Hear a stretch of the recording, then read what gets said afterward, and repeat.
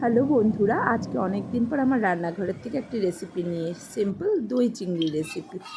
দই চিংড়িগুলোকে ধুয়ে নুন হলুদ মাখিয়ে নিয়েছি, আর এই যে কড়াইয়ে তেল গরম করে নিয়েছি। এবার চিংড়ি মাছগুলোকে এপিট উপিট করে ভেজে নেব, খুব একটা বেশি ভাজবো না, তাহলে চিংড়ি মাছ শক্ত হয়ে যায়।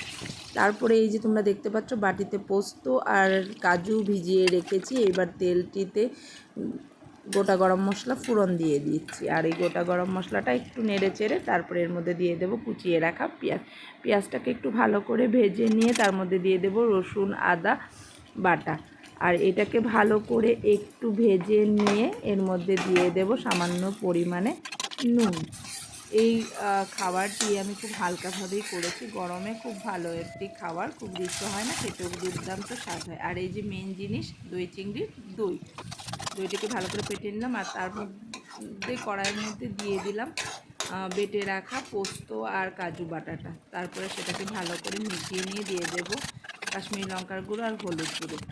আর তারপরে ওটাকে ভালো করে ভেজে মিশিয়ে দিলাম দই আর পরিমাণ মতো চিনি নিয়ে, তারপরে ভালো করে অনেকক্ষণ ধরে কষাবো। একটু জল দিয়ে দিয়ে কষিয়ে তেল বেরিয়ে আসলে মশলাটার থেকে দিয়ে দেবো চিংড়ি মাছগুলোকে মশলার সঙ্গে ভালো করে মিশিয়ে নিয়ে তার মধ্যে দিয়ে দেবো জলটা ফুটে আসলে দিয়ে দেবো এখানে পরিমাণ মতো একটু গরম মশলা, আর দিয়ে দেবো একটু দই।